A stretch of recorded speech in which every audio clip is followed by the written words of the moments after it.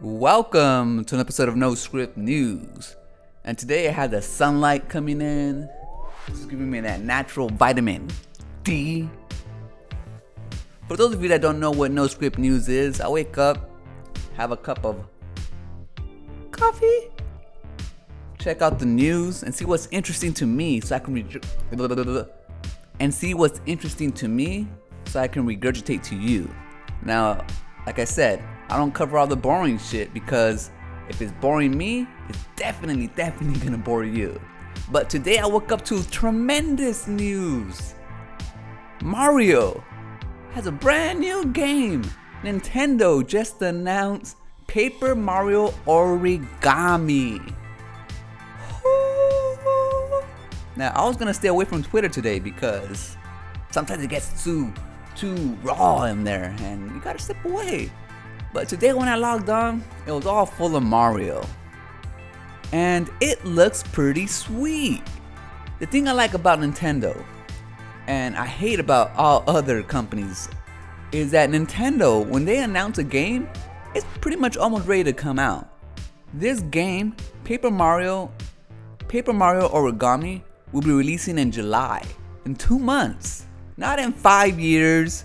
Not like Bethesda, who gets mad at people who ask for information about their games when they're the ones who announced the Elder Scrolls like 3 years ago. And so when we ask for information now, he gets all bitchy. This is the way you do it.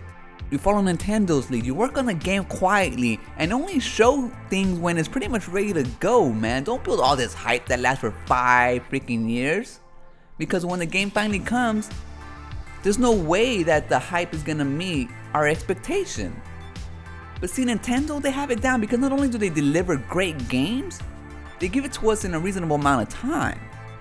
And even when their games aren't coming out that great, when they don't think their quality of still is up to their par, they cancel them like they did Metroid. Now that sucks, it really does, but do you really want like a sorry ass Metroid game? I'd rather them take their time. After all, they're providing us with so many games on the Nintendo Switch, and quality games too, man. So I applaud Nintendo for this. For not, like, pulling their freaking customers along, just telling them, hey, a game's gonna come out. A game's gonna come out. So I'm very excited about that, guys. Paper Mario Origami should be out in July 17th. And I really like that they went the whole origami route this time, and they didn't keep it just regular Paper Mario. So they're just, adding like little things to it. It looks pretty cool, So I really want to know more about this world. And I'm going to try to dig up as much as I can so I can give the information to you guys. And the funny thing is, I was currently working on a lore video on Koopa, on Bowser. And then this just pops up. It's like, wow. So probably in a few weeks you'll see a new lore video. And hopefully more information on this game. But before I go, I got some information for people who still play Fallout 76. Bethesda released a roadmap for Fallout 76. Now, yes, Bethesda had a roadmap for this game before, and it was never followed. But they finally released their big update, Wastelanders. I started the campaign, but to tell you the truth, the world of Fallout 76, it's bland. I don't know, it just doesn't capture that same magic anymore that Fallout does. And then when I try to jump into the outer worlds, I still get that same feeling where it's just like outdated. I'm not really quite sure how to say it. Like maybe that time had just passed. But we'll see. But anyways, now they have a new roadmap, and they're gonna be introducing seasons coming this summer. And let me read to you what it says. Fallout 76 2020 roadmap. New content, updates, and features coming to all Fallout 76 players this year. Oh, that's all of us, including the ones that don't pay for their private servers. Woo! Introducing seasons. Summer. From the makers of the Unstoppable Shindig Blast Radius and Catch the Kami comes the legendary race, a new way to experience eradicated West Virginia. Each season brings in new progressions or challenges to complete, plus exclusive rewards like add-on bundles, perk cards, and unique cosmetics. So there's public teams, a colossal problem, a new legendary boss, legendary perks. In the fall, they'll be introducing one wasteland for all, and experience all that Appalachian Wasteland has to offer, no matter your level. Rebalanced combat and rewards scale to your level, so players at different levels can easily team up to experience the entire world together, from the Toxic Valley to the Cranberry Bog.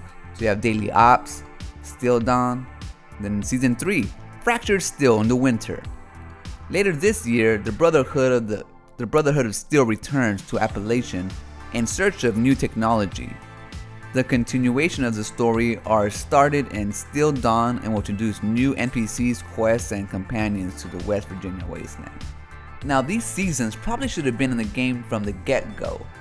They sound okay to keep people that are interested in the game to keep playing, but not that many people are interested in the game. Now, there is a great loyal crowd, a great loyal following that does play Fallout 76, and I follow quite a few of them on Twitter because they put out some photography in the game that's insane.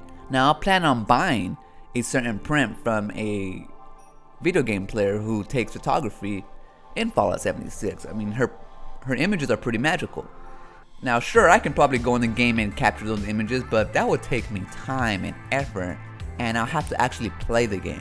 And this girl, she has a bunch of different outfits and shit, so she's been in the game since the beginning. So her photography is on point.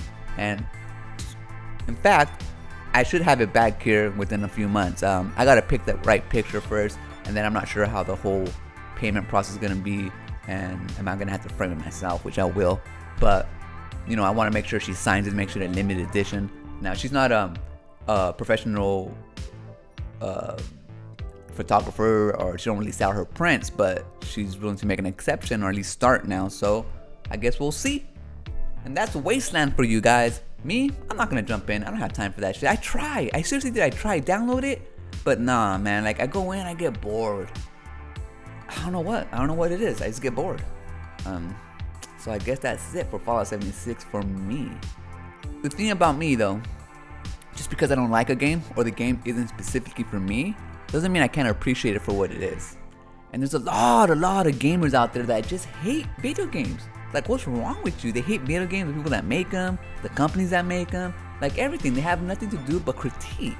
And I understand when people critique, they get a lot more views, a lot more attention, so it's like the cool thing to do. But come on, man, do you really want to live like that? Like hating your passion? For example, Dying Light, the developers, released a tweet that said zombie lives matter. And it was a joke, you know, talking about zombies and whatnot. And then the freaking SJWs, they take it to heart and they start saying that they're racist and comparing zombies to Black Lives Matter. And it gets to that point where it's like, come on, man, can we not even freaking make simple jokes anymore about video games, about life? Imagine now going to a freaking comedy club and everything just being censored. Like, you can't say shit anymore, man. People, these gamers take to, it's like, you know what it is? It's fake outrage. Tell you what it is. It's all it is. Fake outrage. Do they really care that someone else is using Black Lives Matter as a joke? No, because it's not really a joke. We know Black Lives Matter. We know people's lives matter. But you just can't take Black Lives Matter and say, no, this is this and this is that. That's not how it works, guys. You're able to joke about life. And Black Lives Matter is life. It's part of our lives. Frustrating, you know, it really is frustrating. Gamers just fake outrage for everything. And that's what pretty much YouTube is all about now, just fake outrage. People outrage about other creators, the way they make money. Then they start, you know, anyways, I'm gonna get out of here, guys. I'm rambling now. I wasn't gonna make a video for you today, but Mario is just too good. Too good of news not to talk about. Freaking Nintendo, man. Nintendo is on point all the time. People always count them out. But damn, do they deliver.